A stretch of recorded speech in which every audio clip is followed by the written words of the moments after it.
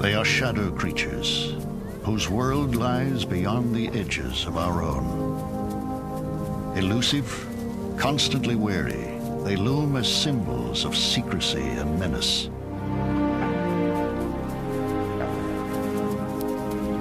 Their very name, wolves, can evoke a sense of dread.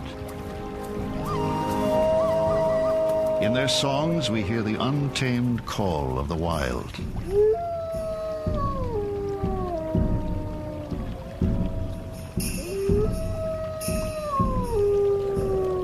Since our earliest contacts, their true nature has seemed veiled in mystery.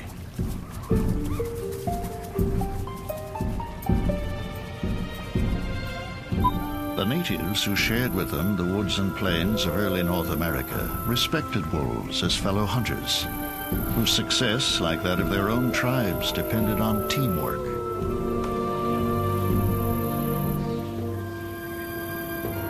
But to other societies, wolves were an evil lurking in the night, the bloodthirsty beasts of our dreams and nightmares.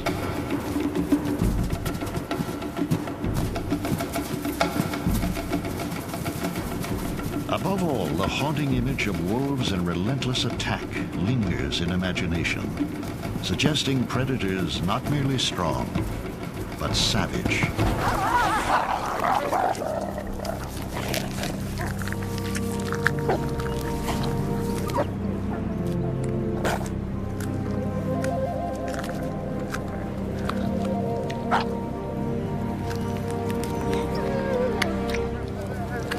The question still puzzles us.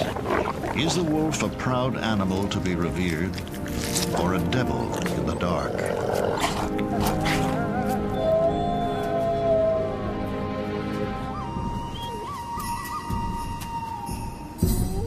Today, one wolf pack has accepted a human presence and begun to reveal the secrets of their long-hidden lives.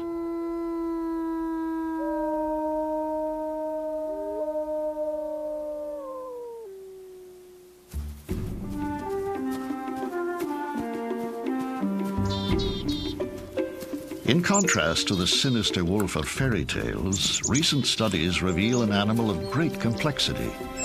Affectionate, playful, and devoted to its companions, it is the only large predator in North America dependent for survival on a cooperative social unit.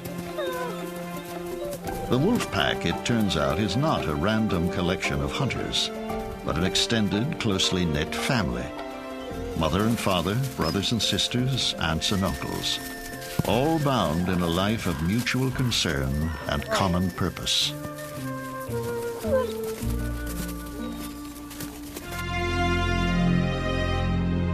In a remote area of Idaho's Sawtooth Mountains, one of these studies has focused for 6 years on the behavior of a unique family of wolves known as the Sawtooth Pack. To observe animals unapproachable in the wild, the world's largest wolf enclosure was constructed on the edge of wilderness, providing sufficient freedom for wolves and a tented camp for a crew of naturalists and filmmakers who lived and worked with wolves at their door.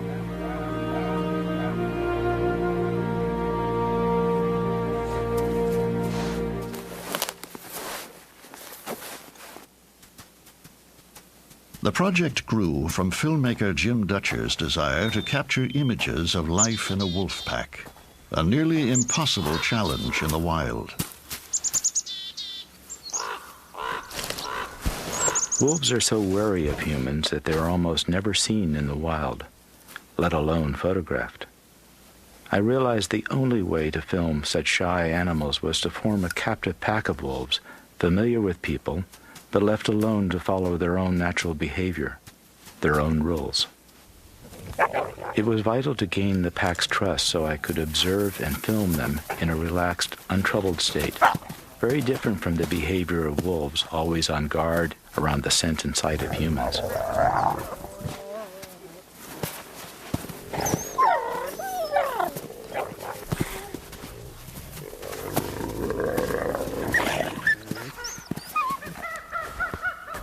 While her husband filmed, Jamie Dutcher recorded the intricate language of wolves.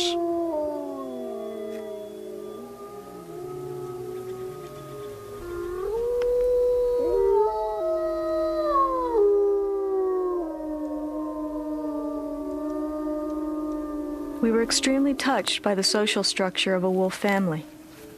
When the pack leader howls, it's often a signal for the others to gather around him. They would pay tribute and respect by whining and licking his face. With their heads and tails held lower than his, you could see the strict hierarchy that maintains order within the pack.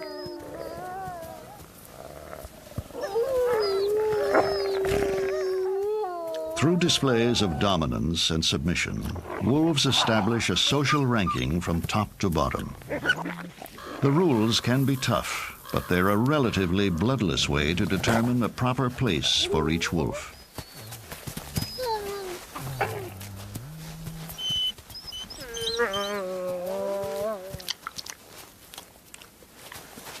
It's not all competition, though. The Dutchers often observe gestures of kindness. People often misread dominant wolf behavior as fierceness, submission as weakness. But in fact, such actions secure peace, strengthen bonds, and above all reassure each wolf that it belongs to this family, this pack.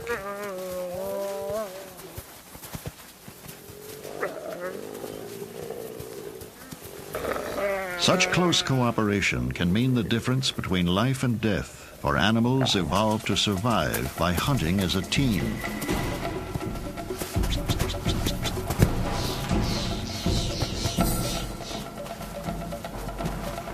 Whether the prey is a bull elk or only a snowshoe hare, wolves know each other's skills and pursue with a coordinated strategy. In the excitement of the hunt, confusion could mean a missed opportunity. Such cooperation defines a wolf family. It has been observed that wolves injured in a hunt are often fed and cared for by the rest of the pack. The job of maintaining pack order falls largely to the alpha, or leader. In the sawtooth pack, the alpha is a male called Kamots. His story began as one of several puppies raised initially in a pen at the camp.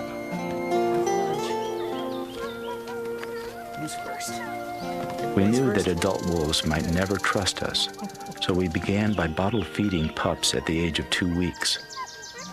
By establishing a bond, we hoped that they would accept us without fear, but we made no attempt to turn them into pets. From the beginning, little Kamots was the most spirited and the first to howl. He seemed to us a born alpha.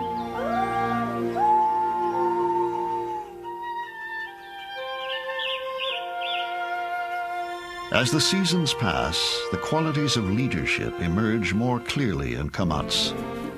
He moves with a confidence characteristic of alpha wolves. Tail held high, ears forward, eyes alert. He is large, approaching 130 pounds, and often patrols on his own to protect the pack's territory.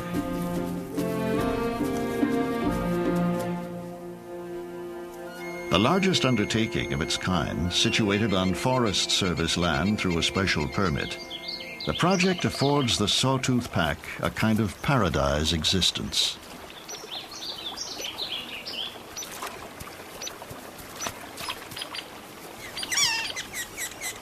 The wolves live in a setting undisturbed by civilization.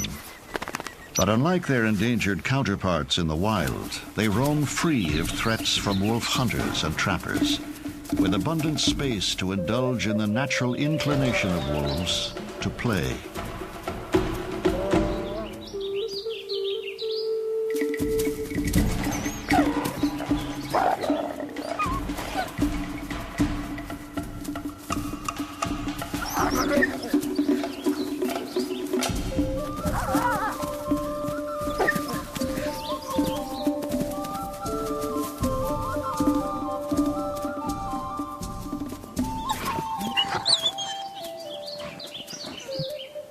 Encouraged by the well-being of the maturing wolves, The Dutchers decide 3 years into the project to expand the pack to 8, with the addition of 3 new puppies. You have to listen to him when you grow up. He's going to make all the decisions. Yeah. Though the puppies will be kept separate initially to grow accustomed to humans, Jim introduces them to Kamats and the others. The pack eagerly inspects 2 gray pups, a male and a female, and a more reserved black female the Dutchers name Chamuk. Though commonly gray, nearly a third of all wolves are black.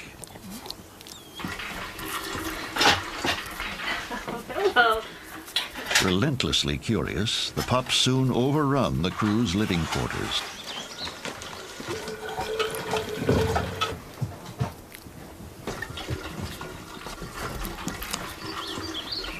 Despite a resemblance to domestic dog puppies, wolf pups display greater aggression, revealing the innate wildness that makes wolves inappropriate as pets. The crew notices that the black pup, Chamuk, explores mostly on her own, as mischievous as her brother and sister, but more solitary in nature.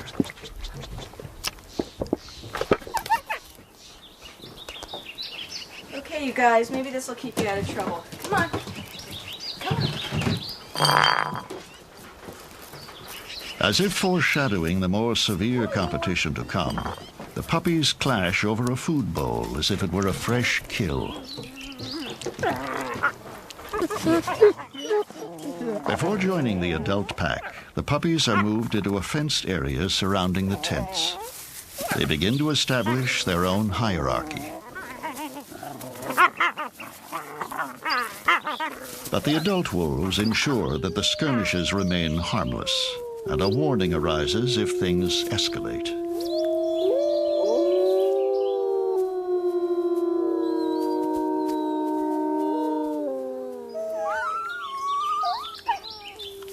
Pups, now almost 7 weeks old, begin to learn from their own kind. The individual personalities now emerging will soon determine their roles in the pack.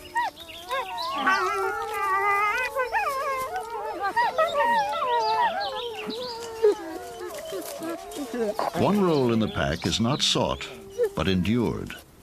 The pack Omega, lowest in rank, must constantly yield to the others, who often treat it as a scapegoat.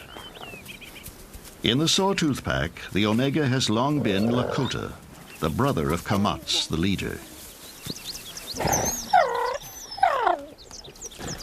Omegas serve a useful function, often defusing tension by initiating play. But theirs is a difficult existence at the fringes of pack society.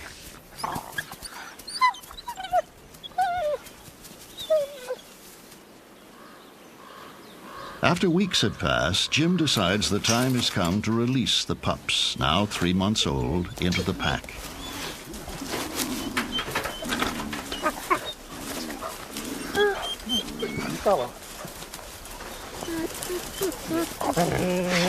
Pups and adults alike seem to sense that something is different this day.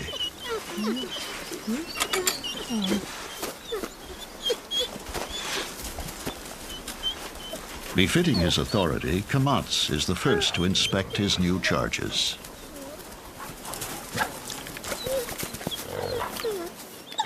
Instincts govern. The pups yield immediately, presenting their vulnerable undersides as a sign of complete submission.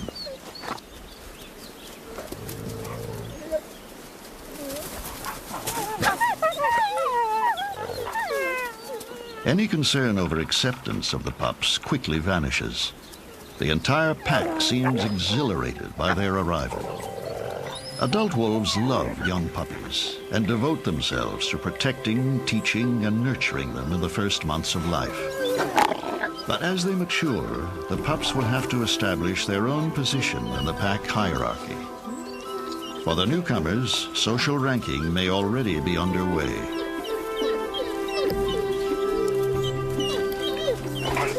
While the gray pups integrate well with the pack, the black pup, Chamuk, plays by herself.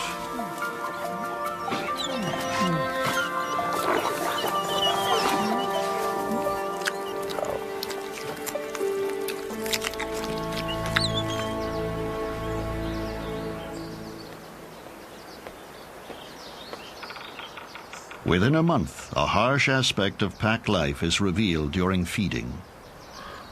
Though the pack can hunt small game, the Dutchers supplement these meals with roadkill: deer, elk, and antelope.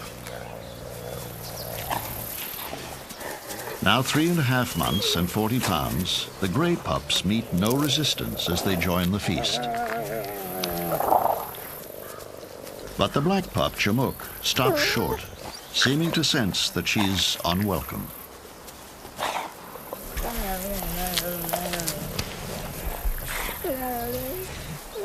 Tension prevails around a kill.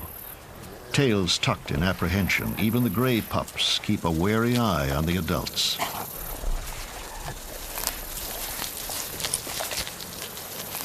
And all keep an eye on Kamats, the alpha, who wields absolute authority, dictating who will eat and when. Such dominance by a strong leader establishes order in the pack, and submission in turn ensures harmony and stability, enabling the group to survive as a well-knit unit. Hoping to eat, Chimook approaches.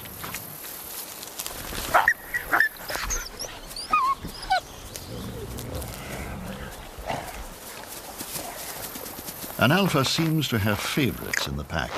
No one knows why, and the favorites can change. But for now, Chimook is not among them.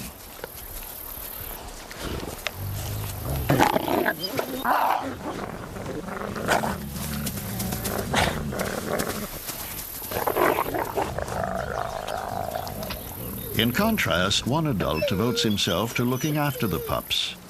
Matsi, second in command as the beta wolf, serves as the pack's puppy sitter and peacemaker.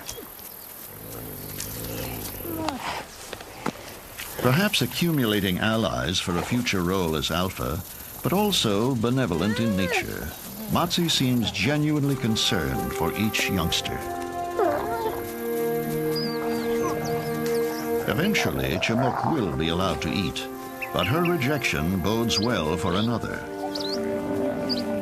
Ears back in submission, Lakota the Omega seeks acceptance from Kamats, as if lobbying for a new position. If the black pup Chimook should become an Omega, the hostility directed at Lakota could diminish somewhat.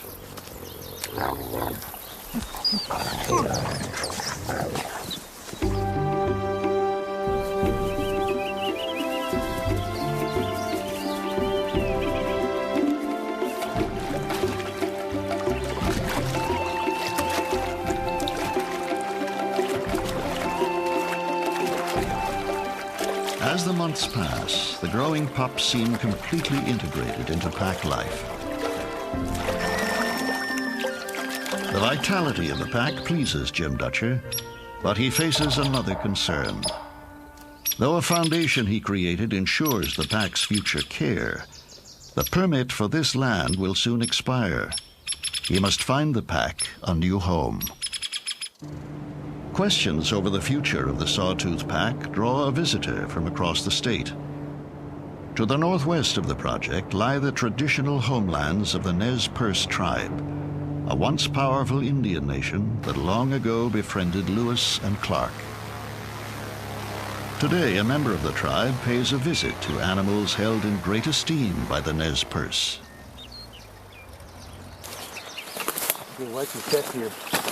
Tribal council member Carla High Eagle tells Jim that her ancestors considered wolves to be animal brothers. The present leaders of the Nez Perce want to learn more about the Sawtooth Pack. Dutcher hopes the tribe might offer the wolves a permanent home similar to this one on their reservation in northern Idaho.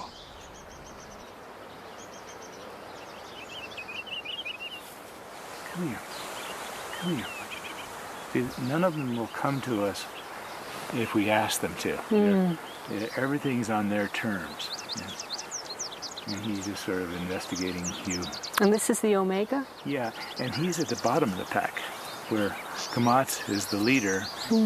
Even though we have names for these wolves, they don't respond to their names. I don't think they even know their names.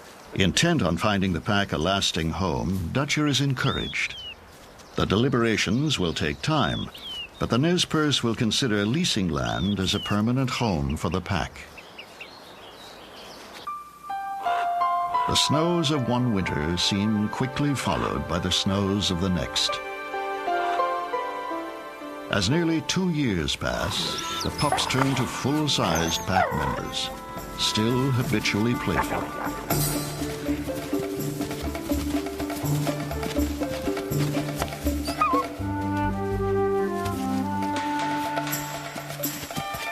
Chamuk, alone as a pup, is now increasingly eager to join in the play.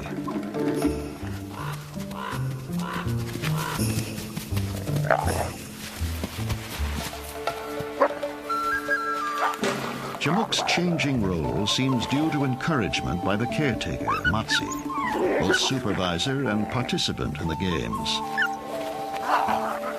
While Lakota, the Omega, remains cautious and apart. Chamuk may yet avoid the lonely role of an Omega.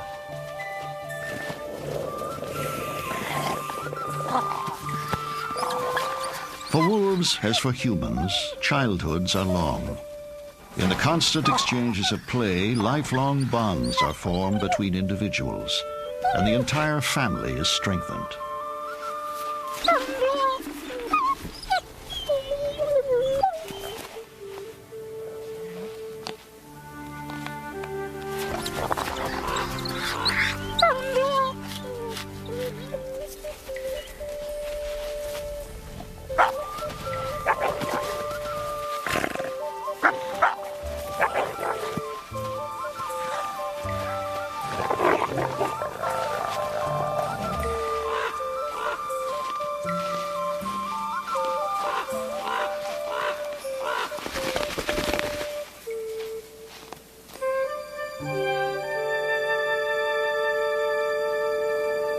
For the Dutchers, life with a wolf pack imposes continual challenges. Winters in the Sawtooth Mountains can amass 200 inches of snow or more. They pass months bundled in layers of clothing, engaged in endless chores, clearing snow so the roof won't collapse, packing in supplies, repairing frozen equipment, and keeping the path to the outhouse open. Yet the hardships of winter have little effect on the wolves, fashioned by evolution to cope easily with cold and snow.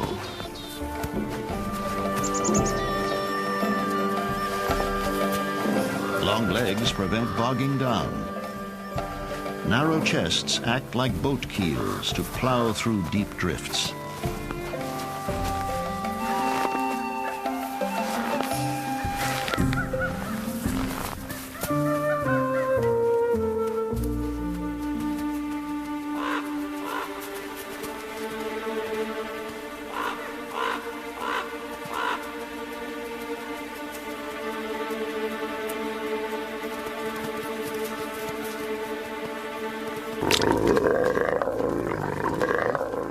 But competition, especially on kills, is unrelenting. Kamats, the alpha, announces through body language and sounds of dominance that the kill is his to divide. Every vocalization, from growls to whines, has meaning in the elaborate language of the pack.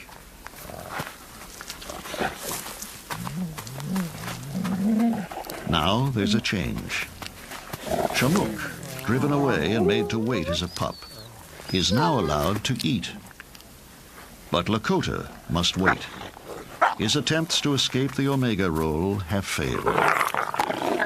In a society where status is fluid, however, Chamuk must remain cautious, eyes trained warily on Kamats. Aware of the risk, a hopeful Lakota approaches. But Kamats notices. Pack rules must be obeyed. The Omega must wait.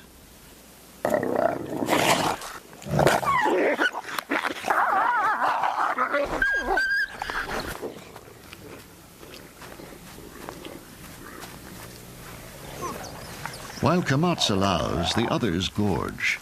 Because feeding can be infrequent in the wild, wolves have developed the capacity to consume up to 30 pounds in a single meal.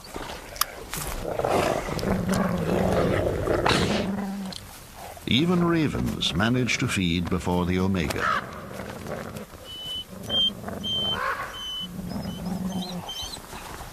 Lakota turns to his only option. He begs his brother for permission to feed. Kamat seems to relent. But when Lakota tries to sneak some scraps, the others turn on him.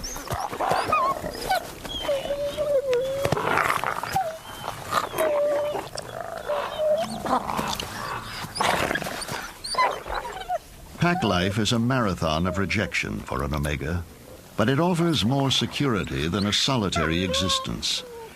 So an animal like Lakota accepts his treatment. Though their jaws are strong enough to crush the bones of a moose, wolves rarely injure an omega seriously. He is both an object of contempt and care. Eventually, Lakota will be permitted to eat. But for now, he must wait.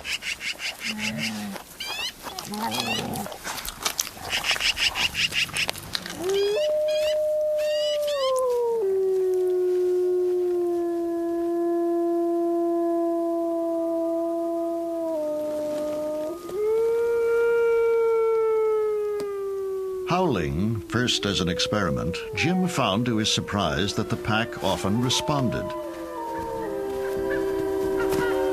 Bonds he established when they were puppies have not diminished. Perhaps few humans have been so thoroughly accepted by wolves still following wild behavior. Undeterred by his presence, they are quick to tangle in competition only inches from him.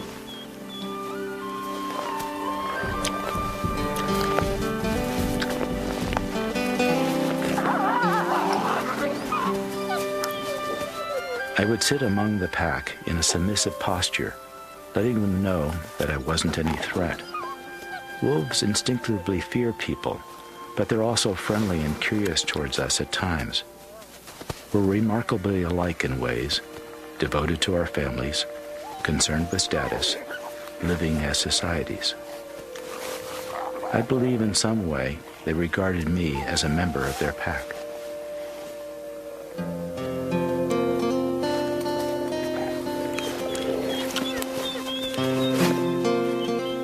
Kamats would sometimes flop down next to me and mimic whatever I did, even extending a paw as if declaring me his friend. I can't think of a greater honor.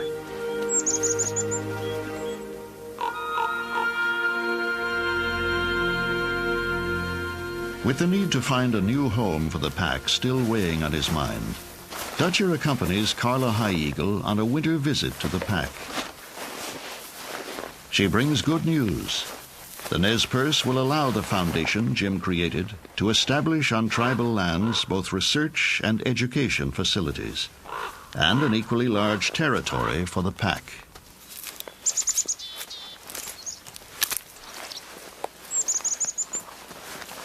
Jim must now devise a way to move the wolves and gauge the best time for their relocation.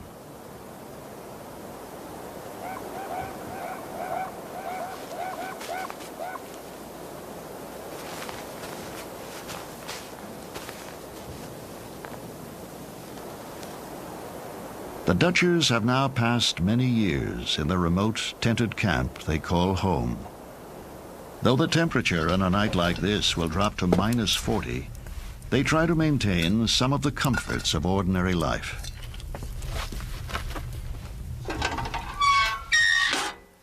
But the mood this evening is subdued. The approaching relocation of the pack is cause for relief, but it also means the end of the project and of their relationship with the wolves.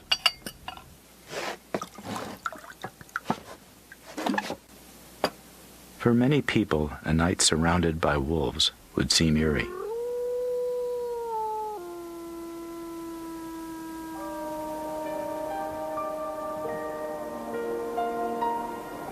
But over the years, we've grown so close to the pack that their presence nearby seemed comforting. We would often lie awake listening to them move about in the dark and howl into the absolute silence of the night.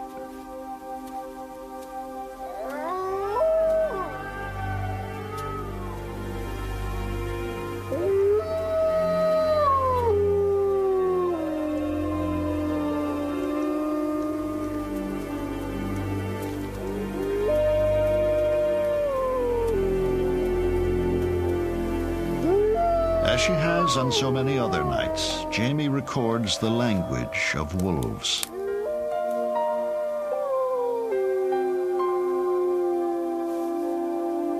Just as they have distinctive personalities, wolves each have a unique howl. Surprisingly, though he is the lowest in rank, Lakota, the Omega, has the loveliest and most expressive voice.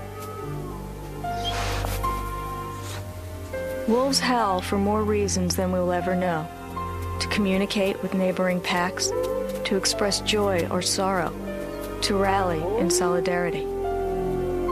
There are few more complex or beautiful voices in all of nature.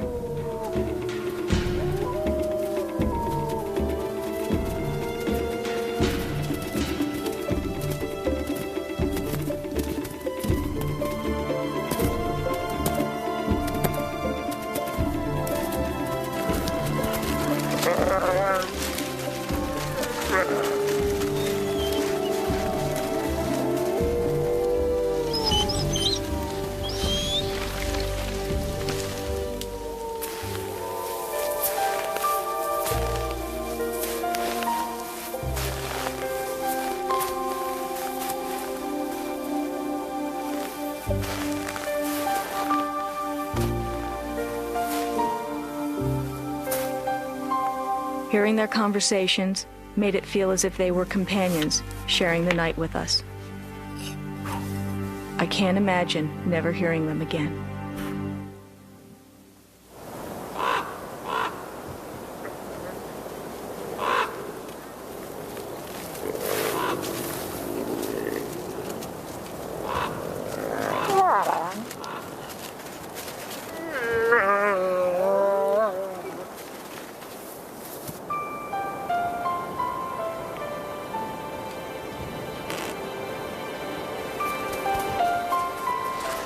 The pack awakens beneath an overnight snowfall.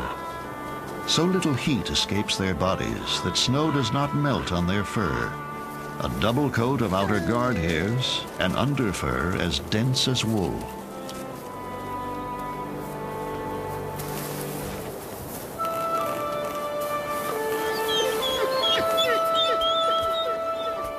The three youngest wolves have now reached maturity.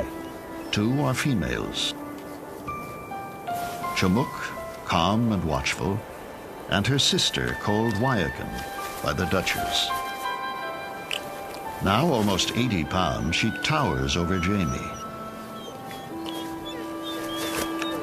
And though snowfall does not much alter behavior, there is a new mood in the pack. The breeding season has begun.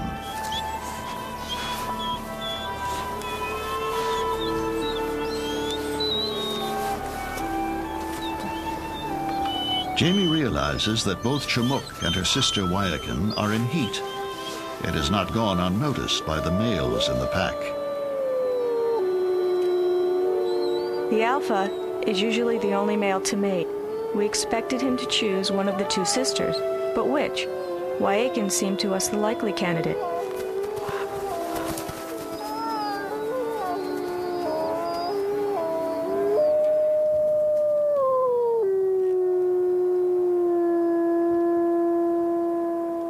But Kamatz fastened his attention on Chumuk, to our surprise, and perhaps to hers as well.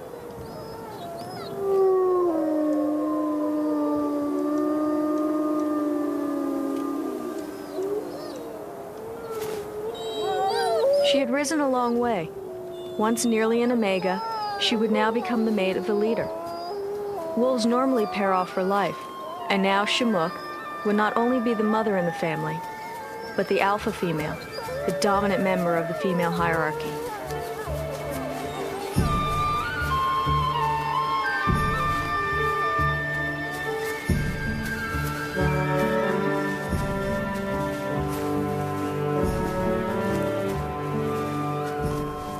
remembered her as the little puppy who played by herself. We thought she might become an omega, but now she was a chosen leader of the pack, while her sister could only look on.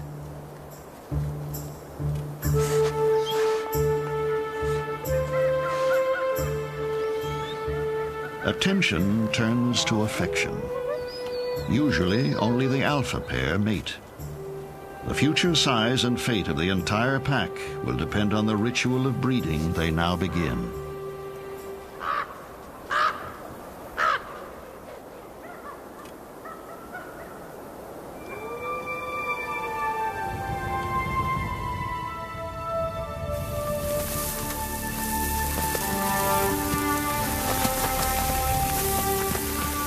Gradually, the winds and warmth of approaching spring loosen the icy grip of winter. As the days lengthen in the Sawtooth Mountains, the milder temperatures are mirrored in the relaxed, sunny mood of the pack. Shamook, however, has seemed increasingly withdrawn. While the rest of the family plays, it is noticed that Shamook often disappears for long periods. Now, on a late April day, she slips away on a solitary mission. Curious, her sister Wyakin follows at a distance.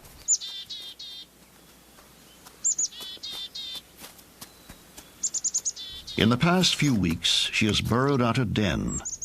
This day, the time at hand, she seeks its privacy.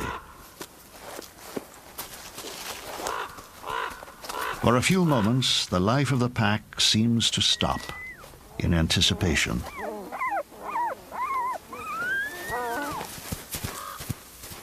Few events so excite wolves as the arrival of new puppies, leading the entire pack to gather with an air of celebration.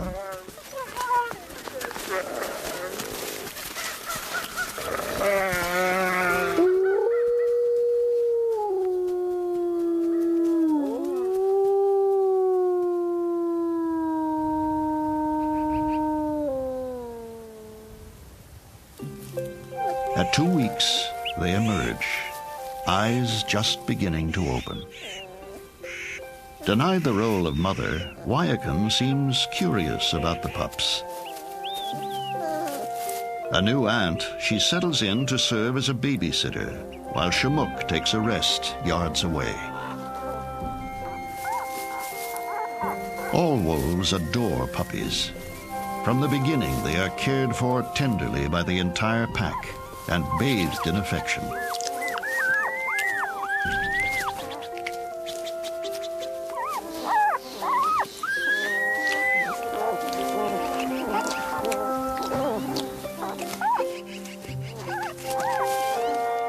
The pack's excitement over new pups seems to inspire a mood of contentment.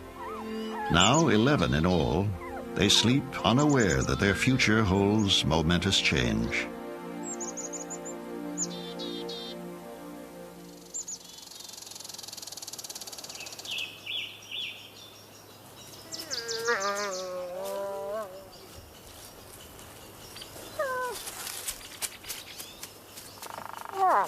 As summer approaches, daily life in the Sawtooth Pack is still dominated by the presence of puppies. Long the pack puppy sitter, the beta wolf, Matsi, has again elected to look after the young.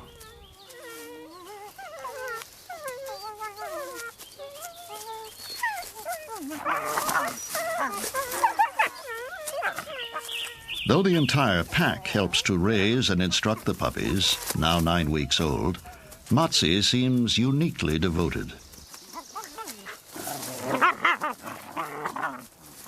There are 3, all born with boundless energy and the urge to compete. The Dutchers hope to reveal in their work this hidden, gentle side of wolves. Believing them vicious, we Westerners have killed about 2 million wolves since moving to North America, although records show wild wolves have killed none of us. But none of us have previously had the benefit of seeing their family life.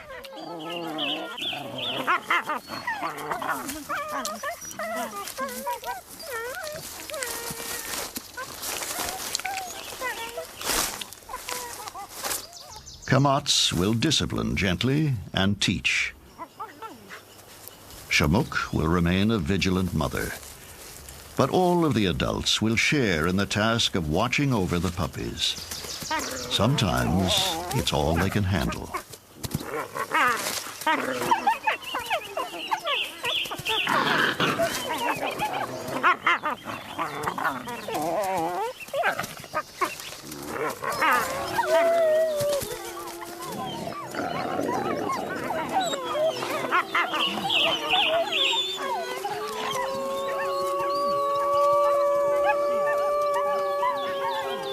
As I watched the pack interact with Jamie, I realized the time had come to move them.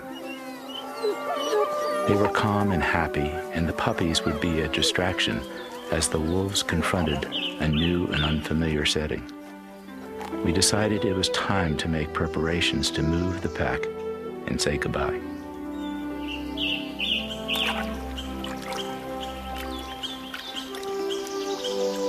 For 2 weeks, the pack follows its normal routines, unaware a plan is being devised that will dramatically alter their lives.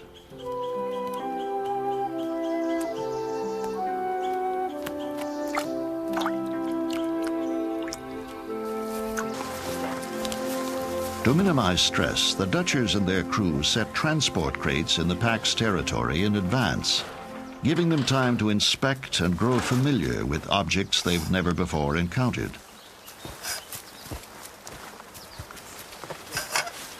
The crew hopes to anticipate and prevent any development that could frighten the wolves, potentially breaking bonds carefully nurtured.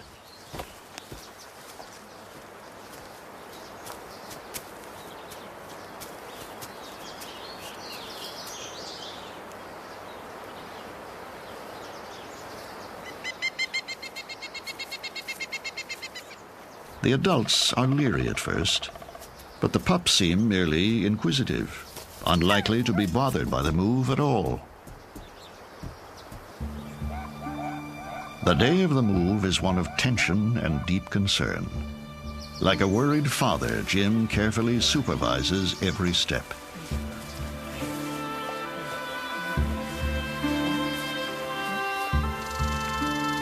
The crew injects a sedative to ease the transfer into crates, taking every precaution to avoid causing trauma and making the wolves fearful.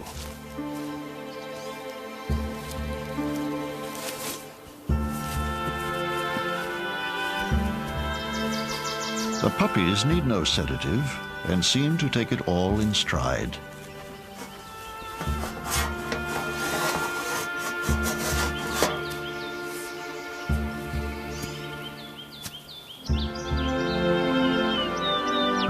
They depart late in the afternoon, judging that travel in the cool of the night will be least stressful for the wolves.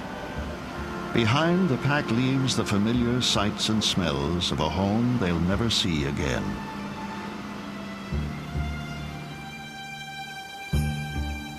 Ahead, a 10-hour drive northward through the night to Winchester, Idaho.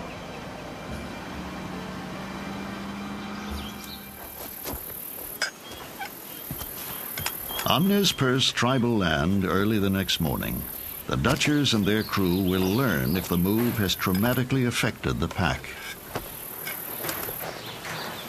Carla High Eagle waits to welcome the wolves on her tribe's behalf.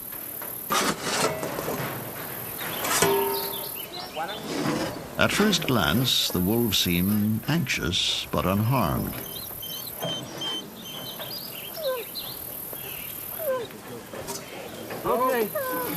Jim decides to release the puppies first. They seem a little bewildered, but undisturbed.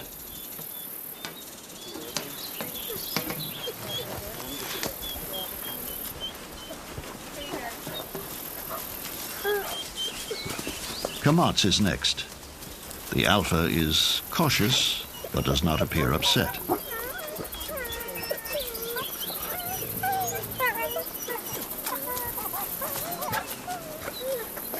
Matsi, the caretaker, also in good shape. The pack has come through the experience without distress. In the last crate, more nervous than the others, Lakota, the Omega, holds back.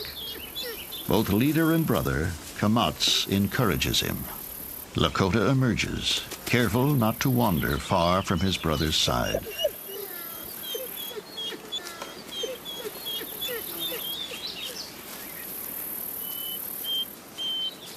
The adjustment to new surroundings is swift. Romping excitedly, they set out to explore, using scent as much as sight.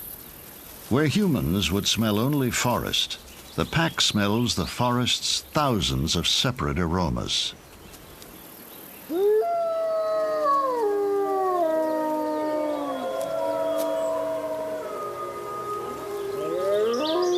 Discovering the kind of rocky vantage point wolves love, Kamats rallies the pack around him.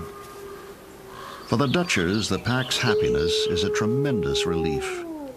For the Nez Perce, it's an opportunity to rekindle a close association from the past.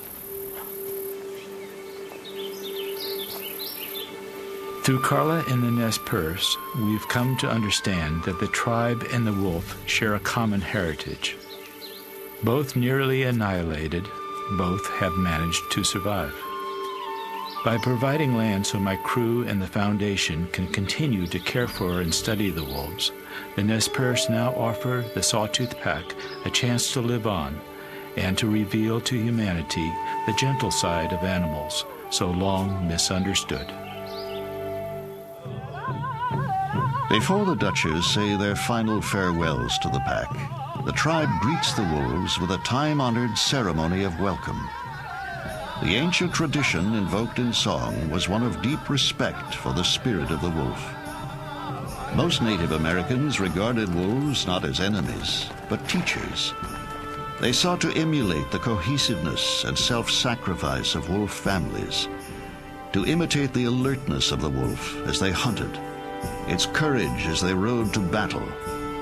Many revered the wolf as an embodiment of their own cherished ideal, both a strong and proud individual and a fiercely loyal member of the tribe. For Jim Dutcher, the time has come to relinquish custody of wolves he knows as friends. The warmth that will last a lifetime. And so, for me, it's farewell to the Sawtooth Pack. And goodbye to Matomo and Amani, Lakota, Shamook, Wyakin, and Wahats.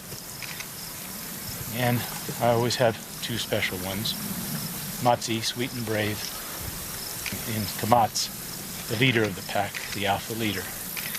Thank you. Amid the echoes of drums and history, in a setting reminiscent of an earlier time, the years of companionship end between two people and 11 wolves. The myth of wolves as vicious beasts seems far removed this day, replaced by an image of curious and intelligent animals bonded to their families and gentle towards humans they trust. Now, a bittersweet moment. It is time for the Dutchers to say goodbye, one friend at a time.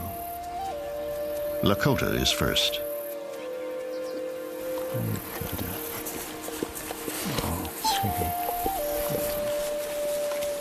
I'm gonna miss you guys.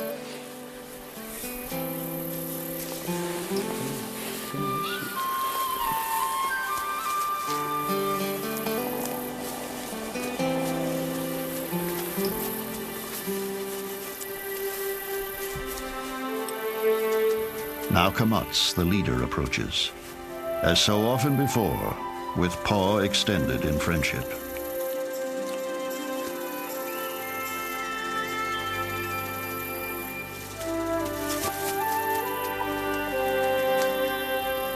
Finally, Matsi, sweet, brave, protector, and peacemaker, perhaps the hardest for Jim to leave.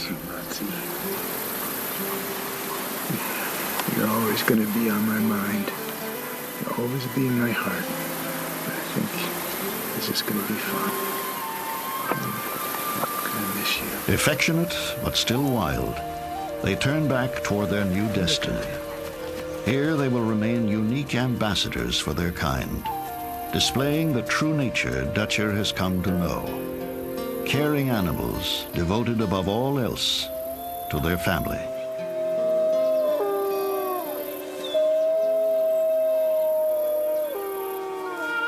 During all my film projects, I've developed close connections with the animals, but none so strong as with these wolves. I will never forget my time with them. After all, I was there bottle feeding them when they first opened their eyes.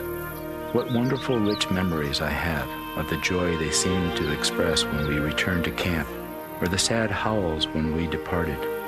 I actually believe they will miss us as much as we will miss them. Our bond is that strong.